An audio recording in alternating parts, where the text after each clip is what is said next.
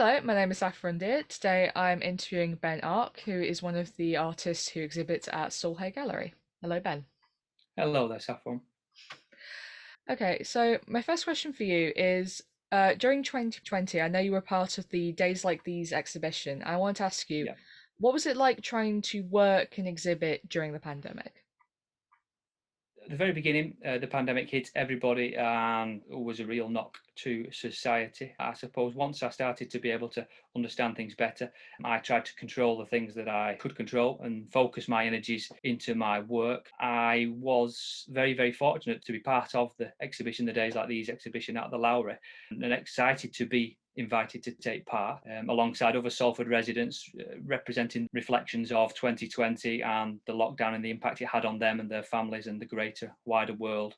The Lowry itself has always been a key thing for me, whether that's my early teaching. I learnt about Lowry, and one of my first ever projects Oh, as okay. a child was about Lowry and the work.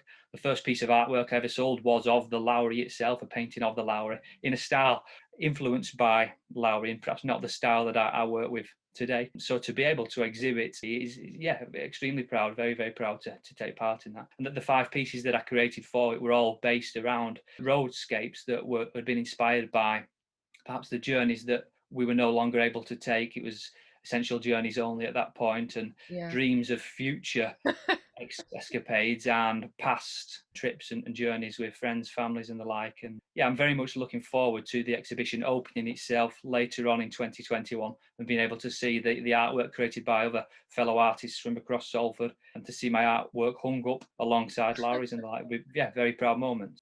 Okay, then thank you very much for that answer. Thank you. Yeah. My next question for you was I know you focus a lot on the city and you said you draw a lot of inspiration from the variety of activity that goes on there. And I was wondering, during lockdowns, has it felt like that activity's ground to a halt, or are you still finding that there's still constant change there, but maybe of a different kind?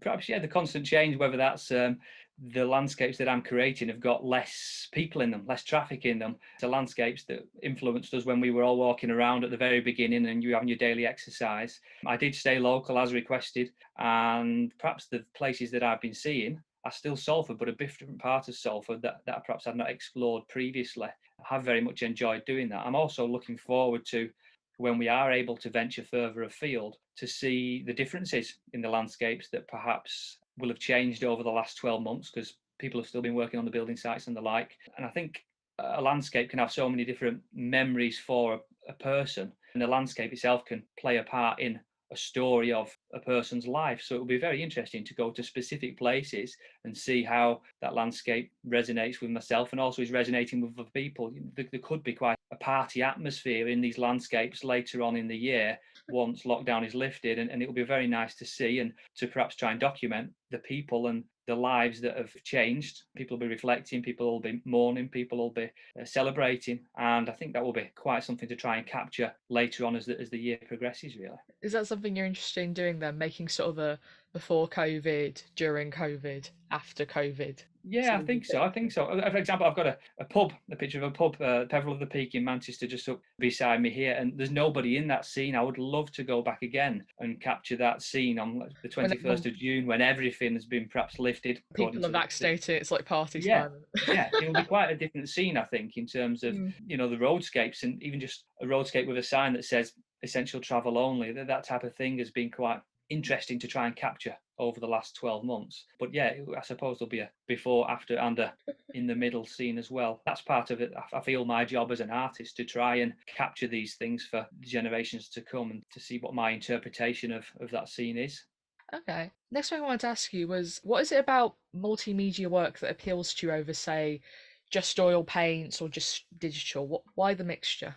Well, my last formal education art wise was at school and college, and that was just at the time of the iMac. And you had like a megapixel camera, and which was a fantastic thing to have this digital camera, but also working in darkroom technologies, traditional techniques. So I probably created my first physical art, digital hybrid artwork about 20 years ago. And it's what I've known, what I enjoy doing, partly due to myself as an individual. I understand the way that my creative process works so that I can focus on one element, then focus on another element. I've got a lot of respect and time for people who could start one piece and work through for the full 40 hours, whereas perhaps I might have 15 pieces on the go. They all get Yeah. 40 hours, but in a slot here and there. Whenever you get to them, sort of thing. Yeah, and I suppose I wanted to make sure that my artwork was different to everybody else's in that respect. If I continue to create the same work that other people have created, I get the same perhaps outcomes. So I suppose to, in a way, differentiate myself. I'm of a digital age, so using technologies and techniques along those lines.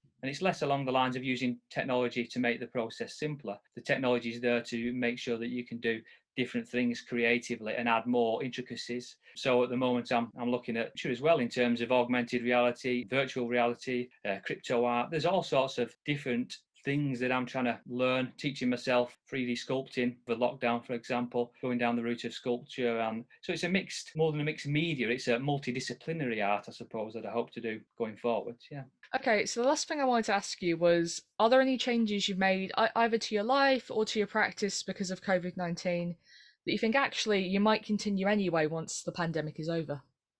Yeah, I think the pandemic's legacy will be here for some time to come. In terms of my own changes to the way that I work, in many ways, I've tried to gain a better understanding of how I work, what works, strengths and weaknesses.